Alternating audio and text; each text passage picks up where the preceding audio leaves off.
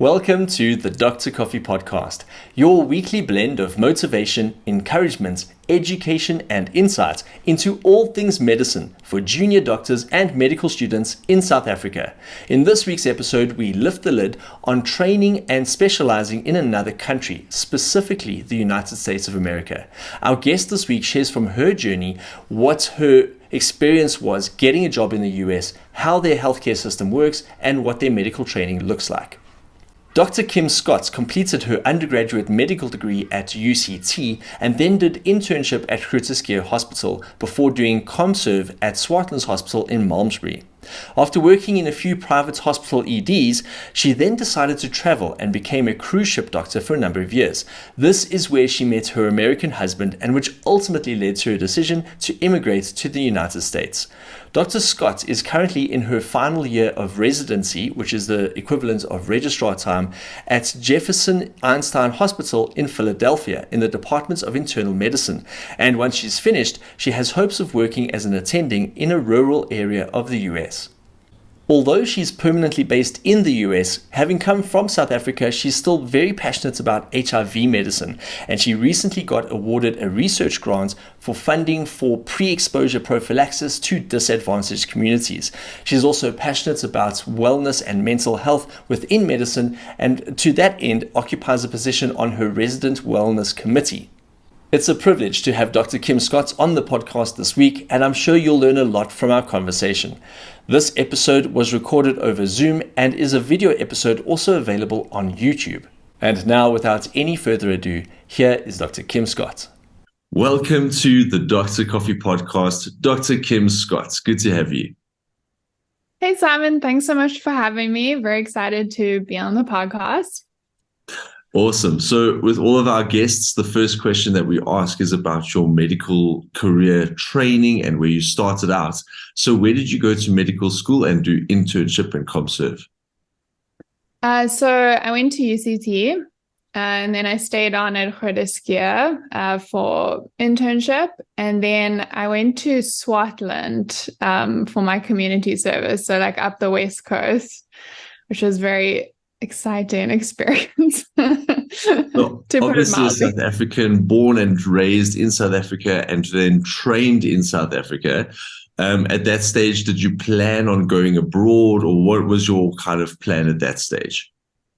Yeah, no, not at all. I was one of those people who really just didn't know what I wanted to do. So I tried a bit of everything, I think. Our ComServe was like, in a very general sense, like you could work in the emergency department. I did some anesthetics time. We did like OB work, sort of a little bit of everything. And there was like a lot of things I thought I could do. I was like, maybe I should do anesthetics. Maybe I should do internal medicine. Maybe I should do emergency work. So I was a bit all over the show. So I took some time off, and then I worked in like a private emergency unit for like 6 months, just to like see if I would like it and to get some emergency experience. And then I actually went on the cruise ships. So that's how it all started. Okay, so that 6 months in the private ED, I'm assuming that was after ComServe? After ComServe, yeah, that's right.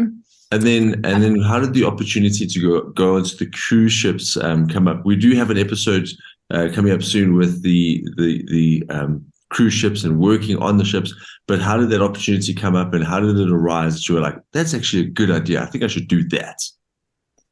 So they actually came to speak to us when we were still in med school. I remember like the recruiters back then, they did like a talk for us. So it was always in the back of my mind. And then I just thought it'd be a good opportunity, just instead of like taking a true gap year, but like actually still getting paid to try and like figure out what I wanted to do. And then when I was on the cruise ships, I met my husband, who is American. And then that sort of started the whole journey of me moving over to America. Awesome. So tell us a little bit about hubby. Why was he on the cruise ship? Was he also a doctor? What was he doing there? So very much not in the medical field. He was playing in the party band on the ship. Oh, wow. So a very strange start. And then we did a whole contract together, which is like 4 months. And then you sort of have like 2 months off between ships, and I spent like some time in America. And then he eventually moved to South Africa with the view of us moving to America eventually. Okay, so that's interesting. So you came back to South Africa with hubby. Did you get married here or get married there? Yeah, we got married in South Africa. It's just, it's so difficult to actually immigrate here. Even if you're married, you still need to like apply for a green card, which is not a given. Mm. And that whole process almost took 2 years. So he had to stay in South Africa with me for that. Oh wow. Okay. Okay. I didn't realize this. So he actually came back with you to South Africa. That's right. And then the goal and the discussion at this time must have been getting back to the US. But as you say, it's probably a lot better to go to the US already married, already established, rather than try and forge a path there without any connections. Yeah. And I honestly didn't realize how difficult it was going to be to study here and work here. It's not like a lot of the other systems where you can just do, a conversion exam and then you can start practicing. They take into account like your medical school time, but everyone, regardless of whether they're a specialist, subspecialist, been practicing for 50 years, they would still require you to come and redo your residency here. Oh, wow. And Yeah. for the benefit of our listeners, residency is the equivalent of an internship or junior doctor year's time in South Africa. Is that correct? So it's more like being a reg. So Okay. it's like your reg time in a specialty, because here they don't do like a generalist position. You have to specialize straight out of medical school. So let's explain to everyone, because we hear all of these terms in the memes, in the medical shows we watch. There's residency, attendings. What are the different ranks? What is the different path? Because obviously America has their own language and their own pathway compared to us. So let's say you're a medical student in America. First of all, that mostly means that you're a postgraduate already, because medicine is a postgraduate qualification in America. But then what is the journey after that? And then where do you have entry points as foreigners? Obviously, there's one entry point into medical school, but then beyond that, what are they? Yeah, so exactly what you said. They do normally a 4-year college degree before medicine and then a 4-year medical degree. And then you join something called the match, which is where the international graduates feed in as well. So you have to apply in the same cycle that the medical students apply. So you all get bundled into this one big algorithm and you apply to all the programs like in the country and whatever specialty you want to do. Wow. Once you get matched, which is not a given, so there is a possibility, even if you've attended a US medical school, that you might not match and might not be able to practice, which I always find is a crazy scenario to be in. So sorry to interrupt, but just to talk on that, if you don't match, does that mean you are unemployed for a year? It could be that you're unemployed forever, honestly. You would then have to apply in the next cycle. But each time you're doing this, you're spending like thousands of dollars. You can't make money. And there are people that just don't ever match. So they end up doing something else that's like related to medicine, but like not being a doctor anymore. Wow. Which is quite a scary thing. Yeah. Wow. For people in South Africa who are waiting for their internship or community service posts, I'm sure that's interesting for them to hear, because we think that we only have problems like that here in South Africa. But that sounds like a problem there as well. Yeah, I would say the problem here is even worse. Like, I would say the majority of medical students as well can't actually pay for like their universities like we would outright. And most of them are in hundreds of thousands of dollars of debt. I think like the average debt they come out of medical school with is close to like $300,000 or $400,000. Wow. And is it a Yeah. straight swap? Like when we see the exchange rates and we see, okay, it's 16 or $17 to 17 Rand to $1. Do we go, okay, well, it's $100,000. That's now 1.7 million Rand. Is it a straight swap like that?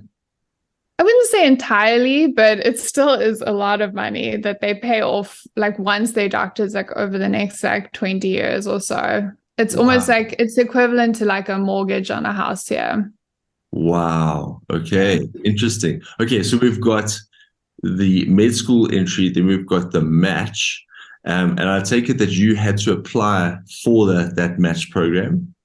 Yeah, so once you've done all your exams, which we can get into, it's a whole nother process. Once you've done your exams, then you apply to the match. So I did internal medicine. So once you've matched in there, it's a 3-year program, not 4 like ours. And your internship is actually just your first year of residency, which is like your reg time.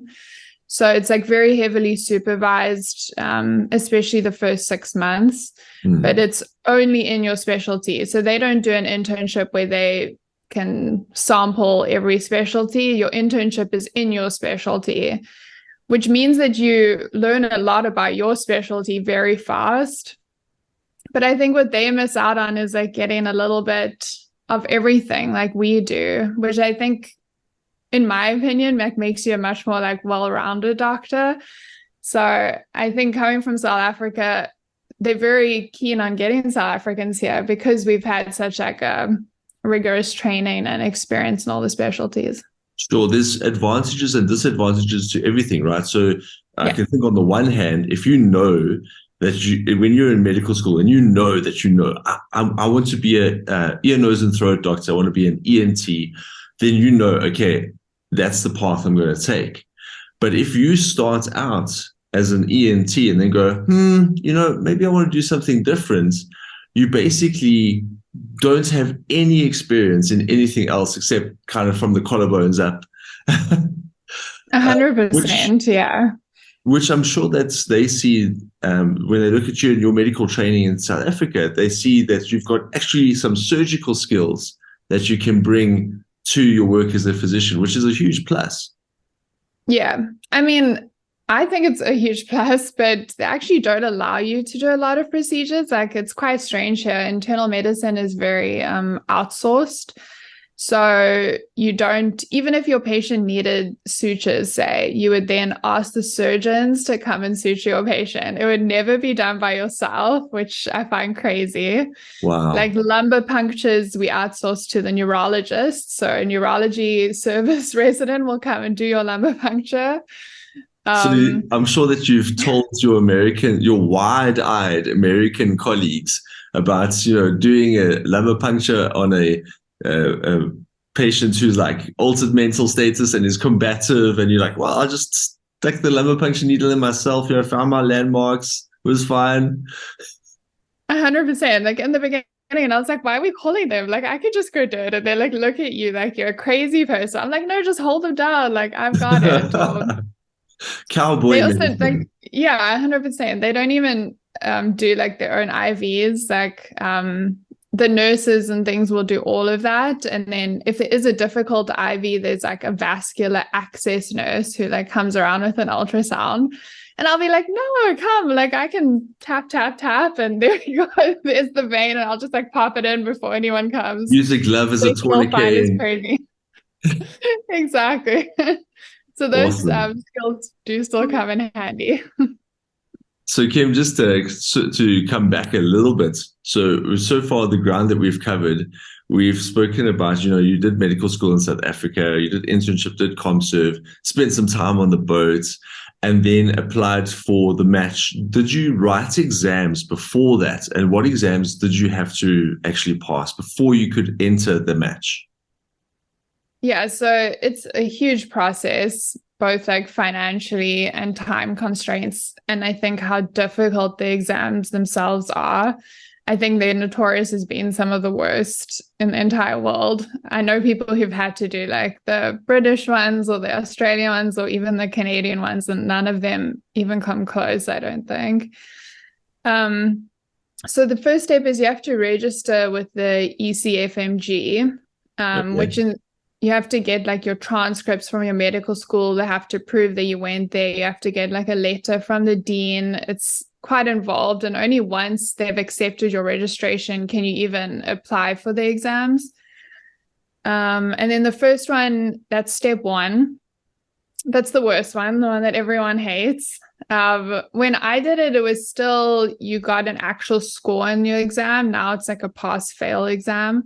Sure. But that's sort of how the programs decide whether they want to take you or not, is like based on your scores. Okay. So it's like, yeah. So sorry to interrupt. So No, please. USMLE step one, that's the exam that you're referring to. That's it. Um, Yeah. had you written that before you got married to your husband and brought him back to South Africa for that time? Or was that something that came up in those 2 years? Yeah, that was something that when I met him and we're like, okay, let's move. I was like, okay, I'll look into doing all this now. It had never been my intention. And I had had other people I knew that had moved to Canada, so I thought it would be something like that. And I think I was in for quite a shock when I realized like what a long, arduous process it actually is to do So the so American one. so were you very discouraged with seeing how difficult that was? And how did that compare to your friends who had done their Canadian one or people who had gone to Australia or the UK? Yeah, it was very discouraging and it's very intimidating. I've had like a lot of people reach out who've like wanted to do the same thing, looking for guidance because there really isn't much guidance and not a lot of South Africans make the leap here because it is so difficult for like so many reasons. Yes. So there's not a lot of information besides like the official website for like how you should go about it. I had sort of friends of a friend who'd done it. So I knew like which textbook you use. They design a textbook specifically for the exam, but it's really just a summary of like entire medical training in one book. So there'll be like 10 pages on genetics, but really that's like a summary of like an entire genetics Yeah. training that you never did necessarily. Correct. You need So to there was have a lot done of your entire medical degree and learnt all that stuff. And then this is just a summary. But do we compare quite favorably in terms of our medical school curriculum? Like, were you finding things that you hadn't learned as a medical student here? Or did you find that your medical school training, especially at something, a medical school like UCT, which kind of holds itself up there as the best medical school, the place to go, the place to do medicine in South Africa, were there any gaps in your knowledge or anything that didn't translate well into passing that exam for the US system? It's difficult to say. I mean, I still think we hold up very favorably. And just having had medical students rotate with me, like now as like a senior resident, I can see the difference. Like South African doctors are really exceptional. And I think that's known here as well. But in terms of the exam, it's structured so differently to anything that we had to do that your training just does not prepare you. There's a very specific way of learning here that applies to the exam. And they almost have to learn the skill of taking that exam.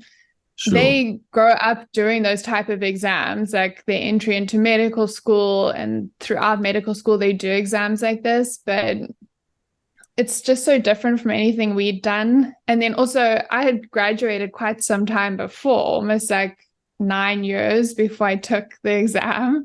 Oh, wow. So, I mean, I didn't remember like biochemistry or genetics. So I had to sort of like relearn all of those very basic sciences that were applied. So they focus very heavily on the basic sciences. So very in-depth biochemistry, microbiology, pharmacology, all the things that we hate as med students.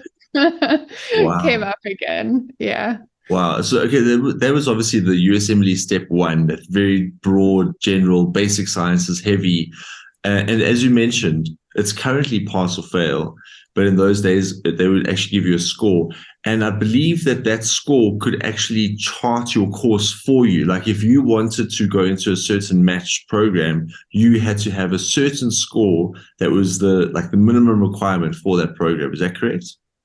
Yeah, that's true. So there's some very competitive specialties here. One is dermatology, one is orthopedics, and one is plastic surgery. Those are very difficult specialties to get into. Sure. And most of them set a minimum score besides the other requirements they want. Okay. But even a lot of the internal medicine programs will set a bare minimum score that's not a passing score. They want you to have passed. They want you to have done well. And that's their minimum entry. But then I think so our program accepted 40 candidates, but there was 6,000 people interviewing just for those spots. So wow. That's the volume that you have to sort of compete against, which is outrageous. Yeah. Wow. So that's just step one. And then there's still step two, and there's still step three. So how soon after writing step one can somebody write step two? Because you didn't have time to waste. You wanted to get to the US as fast as possible. Yeah. So, I mean, this time that you would need to study for step one, I don't even think I took enough time. I was working in the emergency room 3 or 4 days a week and then using the rest of the time just to study. And I did that for 9 months. Wow. Just to prepare for this one exam. So I think if you're not working, you could maybe do it. If you're exceptional, 4 months. If you just, regular be 6 months. But if you want to be prepared even longer, I know people who've taken a year just to study for that exam. Sure. And then you could take step two fairly soon after that because a lot of the content is repeated. Step two is easier. Okay. But things have changed since I did my residency. So step one is pass, fail, but step two is now the only score that counts. So that was always the easier exam. But now that is the only score they have to look at. So now you have to score even higher in step two. Sure. So that probably changes things a little bit. So maybe another 3 or 4 months I would add studying just for that. And step two is a little bit more clinical, I take it. It's a little bit more focused on the actual medicine and less biochem pharmacology. Yeah, so it does become a lot easier and it's a lot more like our in-training exams now. But from a South African perspective, you would still have to study all the material from scratch. It'll be a patient who comes into the clinic with ankle pain, and your first exam that you would do is an MRI.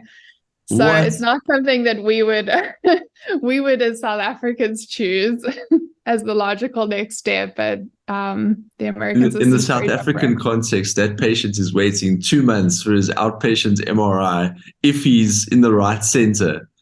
Exactly.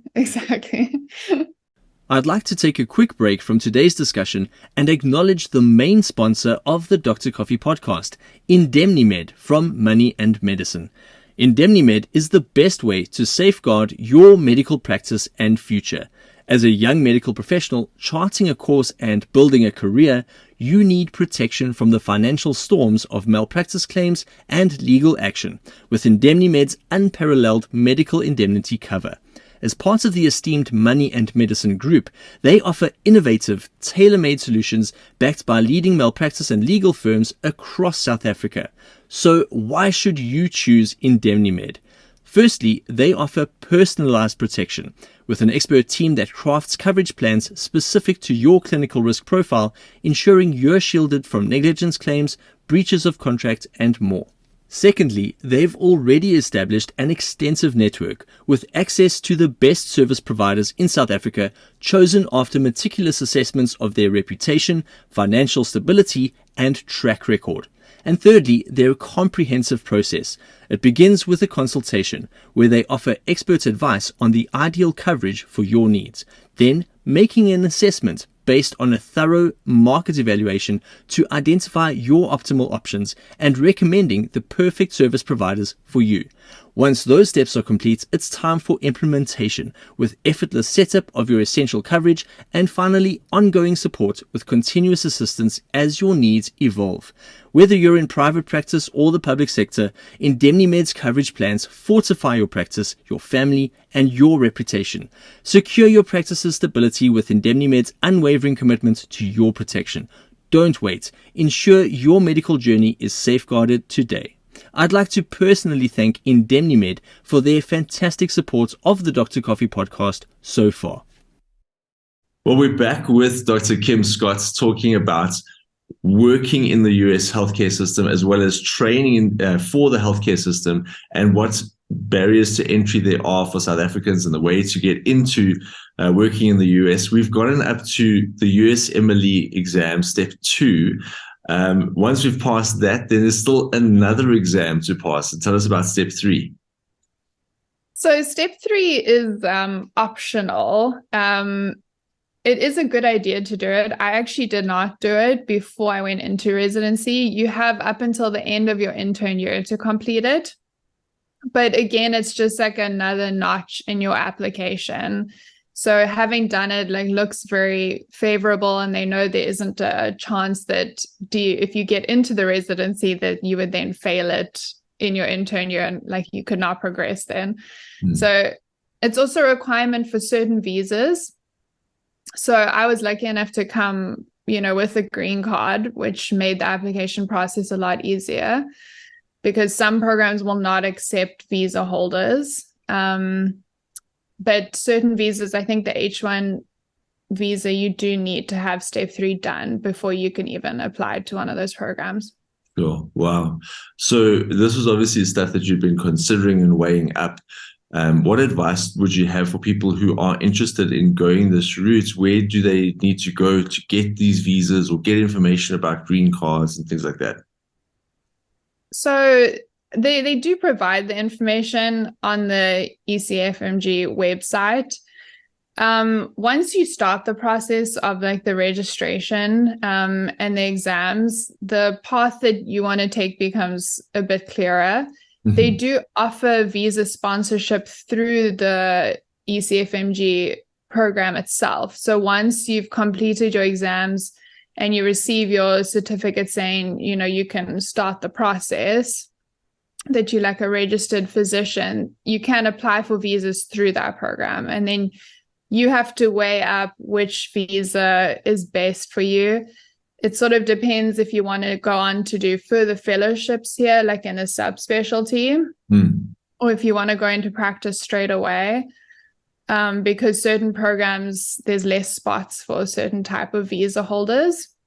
And one of the downfalls on one of the visas is once you've finished your residency time, you then have to either come back to South Africa for 3 years or serve in an underserved area, which is kind of like our ComServe for 3 years to sort of waive that visa. Wow. And that would obviously be a paid position. You are being remunerated. Is there something like a public healthcare system in the US? Here in South Africa, it's very divided between private and public. Is it more kind of enmeshed with one system there? How does it work in the US? Yeah, it's quite a strange system here. So there isn't actually any public health system. So every hospital is available to every person.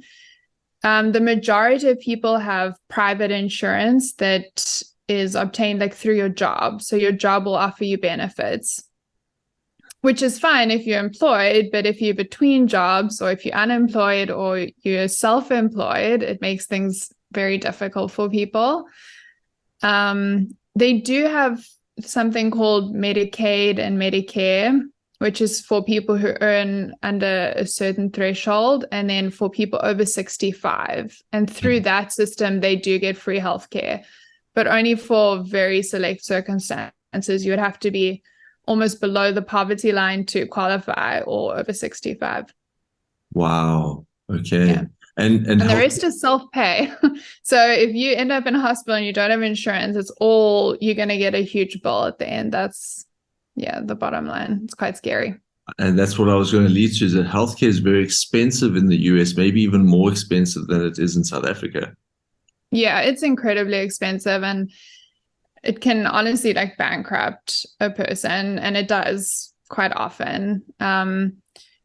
We don't treat people any differently, whether they have insurance or not. So you will still get like the best level of care, including any investigation which is needed, without a thought to what the bill will be at the end. Unfortunately, that's just how the system was designed. So you might not even know, as their doctor in the hospital setting, whether they have insurance or not. So what bill they receive at the end, could be outrageous. Wow, that's crazy, because I mean, we were talking kind of off camera about, if you have a injured ankle, one of the first ways that they'll investigate that is with an MRI. Now, if you don't have any kind of medical insurance or any benefits to pay for that MRI, your doctor, unthinkingly, not knowing that you don't have access to that, is just going to order what he knows is best practice and what his training said, MRI. And then the patient is like, what's this 4-figure bill for? Exactly. It does work a bit differently in like an outpatient setting. So like in a clinic setting, you would have more access to that information, and patients are a little bit more involved in their care. But in an inpatient setting, exactly what you said, like you will investigate them to the ends of the earth. If you think they have some rare rheumatological disease, you will do every single test until you find out what it is. Wow. The ANA is positive, and then you like go down this whole rabbit hole. It happens a lot. Wow. Okay, that's wild. So step 3 is kind of, as you mentioned, is kind of optional depending on what course you're going to take. Mm-hmm. So now let's bring you back to that moment. You've matched, you find out, yes, I'm in. Now you have to get across to America, right? Or at that stage, were you in the US already?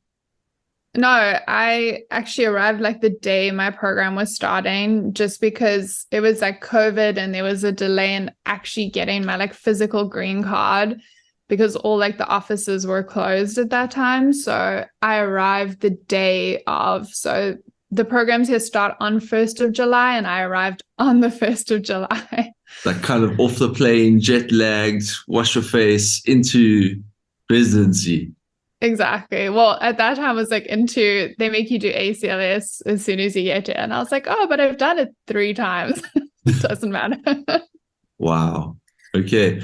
And then tell us about what it was like. The starting that inverted commas internship, 6 months or the beginning of your residency. What were the things that stood out to you, having come from so much experience in South Africa and then on the cruise ships? What was it that really stood out to you about those first 6 months? Yeah, it's quite a shock to the system, honestly. I thought that my experience would count for a lot more, but you almost have to whittle yourself down and like relearn everything from scratch. That's how I felt, just because they practice so differently to how we practice. They use an entirely different shorthand to us in the way they present patients or talk about investigations. They use thousands of abbreviations that I had never heard in my life. And then I think it's just like a difference of resources, but you will chase down the zebra. So there's no, this is most likely what it is, that you will actually go hunting for that rare syndrome or that like 1 in a million. If you think it's that, you will go down that route. And so there was a lot of unlearning, I think, to fit into their system and learn to see it from their side of things. Sure. Wow. Okay. Now, South Africa is a bit of an interesting mix of first and third world altogether. And you had done some work in a private ED in South Africa. So let's take the best healthcare in South Africa and say, the private ED that you worked at, and then compare that to the first world medical system.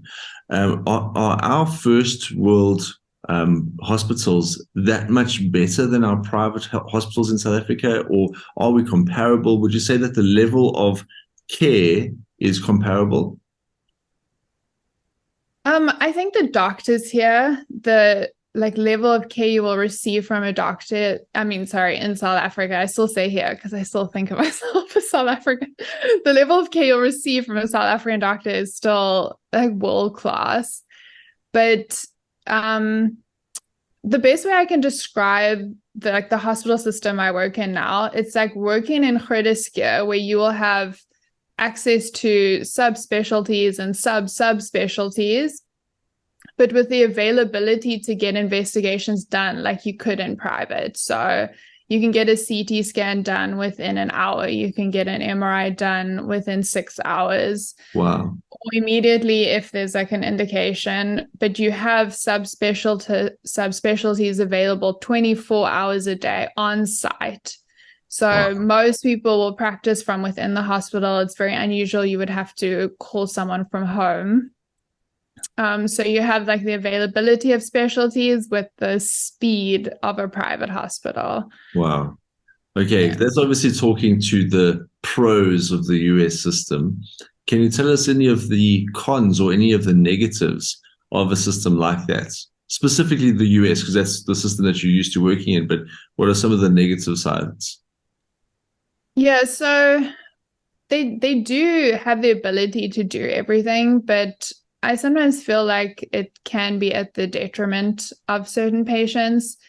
If a family wants to do everything and a patient has metastatic terminal cancer, they can end up in the ICU for months at a time.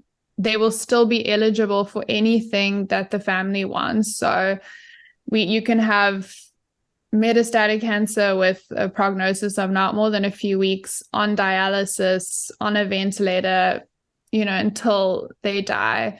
And they can use a huge amount of resources throughout that process. Basically prolonging with an unfavorable. Yeah, and with unfavorable outcomes. So I think it can be very hard to see. It can be very difficult working in ICUs here on a personal and emotional level that I didn't experience in South Africa, I think. And it's also a little bit concierge here in certain situations. You have to very much cater to the patient. I experienced some of that in private, but not to the same degree as here. And on the cruise ships, of course, because we do have patients from all around the world. So, it's almost like a hotel service where the patient is always right. And you have to use your charm and your best public speaking voice to convince them to do certain things that you think is in their best interest. It's been a little while since we've had a book review on the podcast, and as promised, this week we're reviewing the latest offering from a great friend, Professor Ryan Blumenthal, who we featured as our special guest on episode 24 of the podcast. Professor Blumenthal's latest book is titled Risking Life for Death, Lessons for the Living from the Autopsy Table. Firstly, it was a privilege to be invited to the launch of the book and receive a signed copy from the author. And second, as I read the book, I realized that we had been treated to somewhat of an inside scoop when I interviewed Prof at the start of the year, as tucked away within the first half of the book, Prof Ryan talks about some of the things he learned during COVID and the lockdown from what he saw in his autopsy table, which is what he discussed in our podcast episode as well. The book was very easy to read and surprisingly short. I haven't timed myself because I read the book in parts over a few days, but I'm sure if you're dedicated to the task, you could definitely get through it in one pre-call or post-call day, or at a relaxed pace maybe over a weekend. I was able to get a good chunk of the book done in one sitting. I've read it twice now, and I must say I found the second reading more enjoyable than the first because I knew what to expect.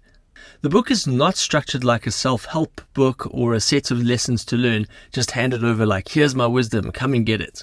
Especially the middle third of the book, I think, should be required reading for young doctors, as it goes through a number of tricky cases and scenarios, and it gives you a lot of insight into what feels like thousands of ways that patients may present to hospital and die. We receive a lot of medical training to teach us to develop a differential diagnosis and consider the most likely option according to the evidence before us. What Prof does is expand on that by introducing us to the zebras that can occur as confounders amongst the horses, the rare pathologies and toxins and hazards that he's encountered as a forensic pathologist. Through Prof's writing, we get an insight into not just what to think, but how to think, which I believe is the far more valuable lesson. For example, we learn how to look for clues and evidence that could tell us whether a patient had an epileptic seizure rather than electrocution if the situation could suggest both. How to approach patients that have ingested poisons and to rule out and rule in potential substances based on their presentation and toxidrome. And of course, we also learn about the myriad of unfortunate, horrific, and sometimes just plain dumb ways that people in our country have died. One thing that definitely stands out to me is that as humans, we have a bit of a morbid fascination with weird and dumb ways to demise. Maybe we should feature a few of these cases in another installment of Dumb Ways to Die.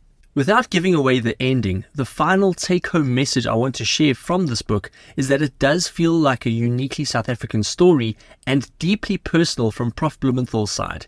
In much the same way as junior doctors and medical students like to share their gnarly stories with their friends, this feels like Prof. Blumenthal is taking us into his confidence to let us know what he's experienced over 3 decades of forensic pathology work. It's a fun and interesting read for medically trained readers and laymen alike. I heartily recommend it to our Dr. Coffee audience. Risking Life for Death, Lessons for the Living from the Autopsy Table is published by Jonathan Ball Publishers and is available wherever good books are sold. Well, we're back with Dr. Kim Scott talking about working and training in the US healthcare system. We've covered a lot of ground already, including her junior doctor years and then the process of writing step 1, step 2, doing the whole match process and the start of residency. Now we're going to dive in a little bit more detail about the training as a resident or in the equivalent of a registrar in South Africa and how the two programs compare. So Kim, take it away, starting off with that residents that's now completed their first year and how the training actually looks. So I'll start with a funny story. So during our orientation, they told us, like, as an intern on like the general medical floors, which is like similar to our medical floors, you have to only look after 8 patients. So I was like laughing to myself. I was like, we look after what, like 30 or like 40 sometimes, like, you know, you just overwhelm most of the time. So I was like, this is going to be a breeze. This is going to be nothing. They also told us how there's no more 24-hour calls. So all your calls are limited to 12 hours. I was like, this is going to be a joke. Like, I've done internship and ComServe in South Africa. Like, nothing can kill me. Like, this is going to be a breeze. And I was in for a huge shock. So when you cover 8 patients, like, it really does not sound like a lot, but the amount of work they require for each patient is like outrageous.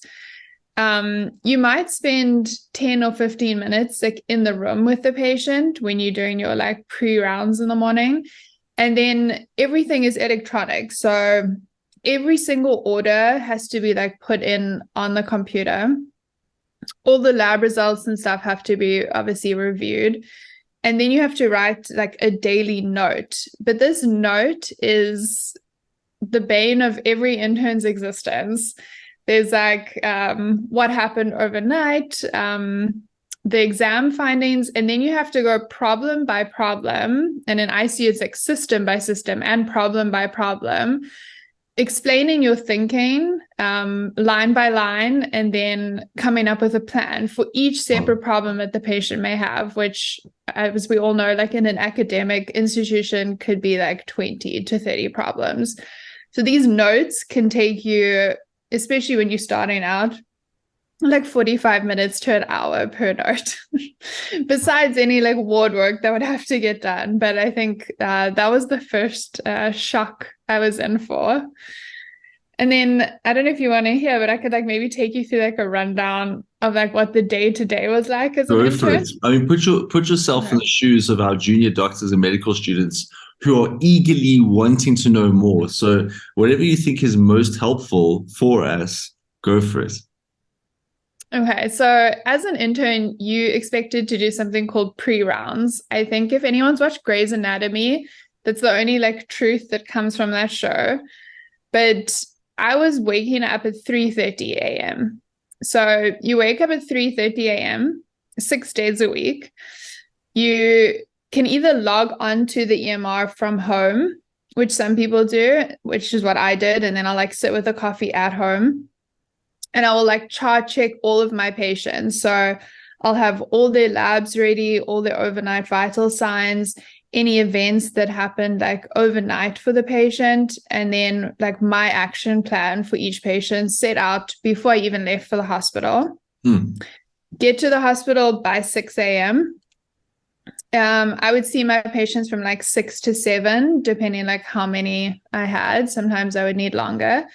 Then at 7 a.m., you get sign out from the night team, which is like an in-person. The night shift will sign out each individual patient to you. It normally takes like half an hour about anything that happened overnight, any results or investigations they followed up on. Then you'll go back to like your little team's room. There's typically 2 interns and then 1 senior resident per team and 1 attending. Then you run through like the plan for the day, like with your senior resident. If you're a senior resident, then from 7 to 8, you also have a compulsory hour of teaching. Sure. It's like a morning case report where you go through 2 cases. It's on Zoom with like our program director and a couple of like the subspecialty, what we would consider like professors. Sit in, and then you have to present cases, and the other residents have to like come up with differentials and plans. So it's incredibly stressful. I've had many of a very scary moment in those. And then the senior resident. Oh, could you try again? Sorry. And then you'll go through the patients like with your senior, try and like do any labs that weren't able to be obtained or any like urgent investigations. Then your attending will come in at 9. At 9 a.m., then your ward round only starts. And you've already done at this point 5 hours of work for the day. Exactly. Then from 9 until 12:30, you'll do your teaching ward rounds, which we all know like your feet are aching. But you also internal lug in medicine around. Love their rounds. They love their rounds, and they will go on forever. Our hospital has a policy that it has to stop at 12:30 because you have another compulsory hour of teaching, which also doubles as your lunch break. So your lunch break is set in this compulsory hour of teaching time. So you get a lecture, which is great, while you're eating your lunch. So 12:30 to 1:30 in a lecture. Then you come back at 1:30, and then you do like whatever ward work was like required, following up on investigations, getting labs that weren't able to be gotten by the nurses, etc. Following up on like consults from the specialties or calling new consults. Then the attending will typically come back in the afternoon and run through the list at like 3 with you to make sure if there were like any snags or anything you couldn't do. And then you'll sign out to the on-call team, typically between 4 to 5. And then they stay from 5 until 7. And then the night team comes on from 7. Okay. So that's your typical day. You don't get weekends off. It's like a 6-day-a-week typical job. You normally get 1 day off. Wow. So I think that was the start of my my induction. It sounds from the outside kind of looking in, and with the glimpse that you've given us, it sounds very, very structured. It obviously is high demand, because even if you're not on call or part of that night's team, you're finishing at 4 or 5 in the afternoon and then up again at 3:30. Right? So you have less than 12 hours of your own time, and it's overnight, so you have to sleep at some point. When you look at the system there and knowing what you know about the registrar time here in South Africa, like what's the differences? Reg time in anything is difficult, let's be honest. But what would be like the pros and cons of specializing there versus specializing here and then trying to go across? Yeah. I mean, I would not go through specialty twice. I think if you want to specialize and you want to come here, just like do it here, because I really don't think you could do it twice. Just like mentally and physically, I don't think I could do it. And I think knowing what I know now, I don't even know if I would have elected to do this to myself. It's a different kind of torture. But I think the main difference does that mean that if somebody does their reg time and they pass their FCP here in South Africa, they would still need to do residency in the US? So you've just finished 4 years of going your FCP South Africa. Now you move to the US and they're like, okay, that's great. Start from square one, please. Exactly. Like it means nothing. It's kind of crazy. You can even be, a professor in like a specialty and you would still have to do it again. So wild. Yeah, I definitely wouldn't recommend that. I mean, it could be done. Don't get me wrong. Like if your desire was there, like it can be done. It would just be a very difficult mental undertaking, I think. I still don't know what's worse, like to work the way we do or to do 24-hour calls. I used to think like 24-hour calls, I would like never want to do that again.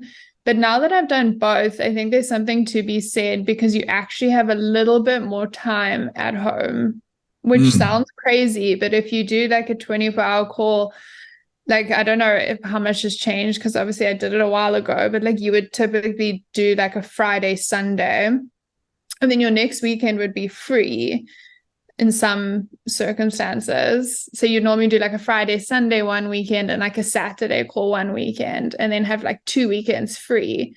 Whereas here you may have no weekends free. And then to like offset the fact that we don't do 24-hour calls, we do a week of night float. So that starts at 7 p.m. and ends at 8 a.m. the following day. For an entire week. And you do that for 7 days in a row. And these calls are not like where you might be able to like catch a sleep for like a few hours. This is you on the go constantly. The like influx of patients and the calls from nurses, because of the difference in the healthcare system, everything is urgent. So if a patient wants to speak to a doctor at like 3:01 a.m., they speak to the doctor at 3:01 a.m. Sure. The doctor needs to sleep for like an hour sort of situation. On most rotations, I don't even know where the call room is. Like I know we have them, but like I've actually never seen the inside of most of them because you just never go there. And if you're a senior resident and you're on for medicine and you're doing admissions from the emergency department, it's constant. It's the whole night. It's like you can barely keep up, I would say, is the volume. Wow. And you mentioned that it takes 3 or 4 years to finish the training residency program. But once you finish that, and I assume that there's some exams which we'll talk to now. Once you finish that, your life gets infinitely better as an attending. Yeah. So I can only speak for internal medicine, but it's probably true of like a lot of specialties. But the structure here is that you don't have to open up your own practice. So you can just be employed by a hospital and you can work as a hospitalist. So that means like you take care of like the inpatients and you would do like admissions from the emergency department, but those do not become your patients. So typically how hospitalists work here is they work 1 week on, 1 week off. So they'll work like 7 days in a row and then take 7 days off. Wow. Because there will always be like continuity of care within the hospital. So like you would sign out to the next hospitalist, but you don't have to field calls from patient after hours. It's never a case of, oh, it's my patient coming to the hospital. There's no like fighting or need to fight for patients, which is like a lot of the difficulty in private. Yes. And like having to always be available and like setting up clinic appointments for them. You don't have any of that headache. So when you're on duty, you're there. When you're off duty, you're like completely away from the hospital, which is a lot nicer. And 7 days on, 7 days off seems idyllic compared to most of our experience. Yeah, exactly. And then some jobs will offer like additional leave time on top of that. Wow. Yeah. So you work extremely hard for 3 years, and then life it's like you enter this promised land. This is what I That's it. worked for. Yeah, they like to torture you and pay you minimum wage when you're a resident, and then when you're an attending, your life finally gets better, which is like a Amazing. consultant in Amazing. South Now, Africa. you've obviously got the benefits of hindsight. Is there anything that you would have done differently looking back over the last few years and this whole process? What is it that you wish you had known a little bit sooner or that you wish you had done differently? I think if your goal is to come to the US, I would start as soon as possible. Like, honestly, start studying for the exams already. Like, in medical school, you could even take them like during your internship if you wanted to do it in South Africa, which I would recommend. You don't have to, but I would recommend at least during like your internship, if not your internship and your ComServe in South Africa. But you can write your exams during that time. So it doesn't have to necessarily be wasted time. And once you've passed, it's like it's done. You've passed. You don't need to there's no way that it lapses, or you don't need to rewrite it every 4 years or something. I think that there is a time cutoff, maybe 8 years, but I stand corrected. I'm not sure. But it's a very workable time limit. Yeah, but it's definitely like a long time. The only thing is, I mean, we did cover it, but even having like written exams definitely doesn't guarantee, entry. I didn't really talk about the other things that like a successful candidate would need. Mm-hmm. So I'll maybe just go over in case anyone who's listening wants to apply. No, please do. They do favor having research done. So like if you can get your name on a paper or like do some case reports, doesn't have to be in that specialty, but that's obviously advised. And then they do also favor very heavily having done clinical experience in the US. So some places you can do that like for free. In some of the academic institutions, it's quite hard to find. Bearing in mind, you'll obviously have to pay for your own cost of like living here, food, transportation. Does that mean like an elective, let's say you're able to arrange to do a 4 month, not 4 months, but 4 week elective, and just having that month in the US is enough to count as some clinical exposure? Yeah, obviously the more the better. But I would say like a month at least. In most places you have to actually pay to do that. So you pay the hospital like a fee to be there, which I found quite strange. But like even our hospital, they like charge a fee for you to get your clinical experience. And obviously it's very costly just because you have to like cover your living expenses while you're here. But it builds relationships here, and then the programs get to know you, which is very helpful, like when you're applying, just to help you stand out. Because like I said, you would be one of like 6,000 applying to a program, but if they recognize your name, it might just help you not get like put to the side. And then it's also like a very financially costly experience. So I save money from the cruise ships. Like, I think honestly, that's the only way I afforded to do it. And then I worked consistently in like private ED to like fund the whole thing. But again, it's each exam is like $1,000, and then there's like question banks, which is like $1,000, and then there's like extra like prep courses, which are hundreds of dollars. So it's a very long, long, and expensive process. What was your hubby's thoughts? I mean, through this whole experience, what did he think? Did he ever say to you, like, no, this is now costing way too much. We're eating into our nest egg. What are you doing? And what did he think of South Africa? Was there ever talk about staying in South Africa? Yeah, I mean, he loved South Africa. Like, we were living in Cape Town, like in Hout Bay. He's a surfer, so he was like right near Llandudno. He used to go surfing every day. I had to drag him kicking and screaming out of South Africa. We both went in very naive. I was just like, oh yeah, I'll like work as a doctor there. It's like chill. Doctors can work in any country they want. We have freedom. So I think we were just both very naive about the process, and once I gotten in so deep and spent so much money, I think at that point it's like, okay, well, now we're going to do it. And not to say like I'm not tempted by the training here. Besides everything I've said, I haven't really said the great things, and that is the focus on you as like the learner. That's still very like learning focused, even as a resident, which is like a reg. You have so much structured teaching and so much supervision. I was often scared in internship, and then especially in ComServe, like working in a rural area where I didn't have like a senior, there was like a lot of situations I was put in that I really shouldn't have been. And I was like caring for patients that I shouldn't have been, that I know a lot of people can relate to. And I think that was, looking back, I honestly can't believe that I did some of those things. It's truly terrifying to think about it. So it's a very stress-free way to learn, besides like the mental toll on you in terms of like hours. You just feel very safe. So everything you've done is like double checked, triple checked. You're like never on your own. Like I said, there's always people on the ground in the hospital who are more experienced than you. Like the patient care, even if you're like an intern, is still amazing. Like the patients will get the best care. Sure. Very safe care. Yeah, I would say that's the plus.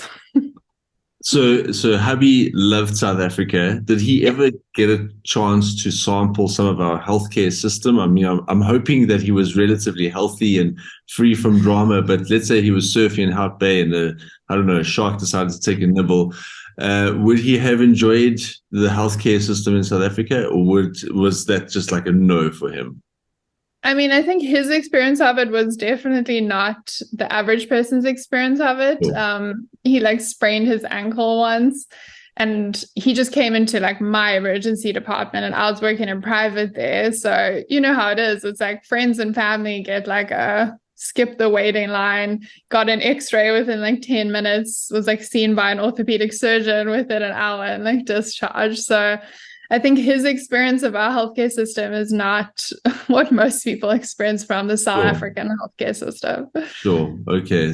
That's fair, because also our patients tend to wait 5 days before they bring the sprayed ankle to the ED. Exactly. So Kim, we're coming towards the end now. Thank you so much for your time. Thank you so much for illuminating this whole journey and enlightening us about working in the US. And I think you've given fair balance to like the pros and cons. Obviously there's the cost element, but there's also the time and emotion commitment, and there's also the whole journey of becoming that attending. So what are your plans now that you almost towards the end of reg time, or your residency? What are your plans for the future? Are you going to come back to South Africa? Are you planning to work there? What's the plans? I mean, I always did think maybe we could come back, but I think I've realized that you become so like entrenched in the system here, it would be very difficult to come back. Again, because I've learned now to practice internal medicine in a way that is not practiced in South Africa. And I know people do learn how, but I think it would be difficult. And you lose some of the skills, like you gain amazing academic skills and like diagnostic skills. But I can't tell you the last time I intubated a patient, can't tell you the last time I did a lumbar puncture. Sure. And our internal medicine specialists here are like really a jack of all trades, in South Africa again, they can do anything and they have to do everything. They're like expected to do everything. Whereas we are more like the diagnosticians and, very academic. You like take a step back, everything's like outsourced to other people. So although you could, it would be very difficult. Also, The infectious disease aspect is like entirely different. I think I've seen 4 cases of TB in 2.5 years. Wow. I think I've had 4 cases of TB last week. Exactly. It was quite funny though, when we did have a patient with TB, I saw the x-ray and before anyone said anything, I was like, that is TB. And they're like, no, they like haven't been in prison. I was like, that's TB. I was like, I've seen it enough. Yeah. Wow. Yeah. Dr. Kim Scott, it's been an absolute pleasure to have you on the podcasts. What are your closing thoughts, some motivation, encouragement, or just something for junior doctors? The audience is primarily senior medical students or junior doctors who are working in South Africa. What encouragement do you have for us, or final thoughts? I think the most encouraging thing is to realize how great South African doctors really are. And even practicing in like one of the like biggest medical centers in like the whole world, South African doctors are still like a cut above. They're well regarded in the US programs. There's still a legacy of how great South African doctors are, which I think is a beautiful thing. And if you decide to stay in South Africa, knowing that the training you're getting and the type of doctor you're becoming is still like a step above, honestly, in my opinion. Awesome. Wonderful. Thank you so much, Dr. Kim Scott, for your time on the podcast. It's been an absolute honor to spend some time with you talking about the US healthcare system. And I'm sure that our listeners would be able to reach out to you on Instagram. Where would we be able to find you, through Instagram or any other channels? Yeah, 100%. I typically do respond to my DMs. It might take a few days though, but it's Dr. Kim Scott. And I've helped like a couple people. If you have like questions or you want to know how to get started, I will help you, because I remember how terrifying it was when I did it. But yeah, thanks so much for having me, Simon. It was a lot of fun. Thanks again. And that's it for this edition of the Dr. Coffee Podcast. Well, that's it for this week's episode. I hope you enjoyed it and got something from it. If you'd like to get in touch, the podcast's email address is drcoffeeza@gmail.com. That's drcoffeeza with no punctuation marks or special characters. We're also on Instagram and other social media platforms with the same username, drcoffeeza. If you're enjoying the Dr. Coffee Podcast, please take a second to rate us on whatever podcast platform you're watching or listening on. And if you have a little bit more time, maybe leave a kind review. If you found this episode helpful, please share it with a medical student or doctor that you think would benefit as well. Thank you so much for your support.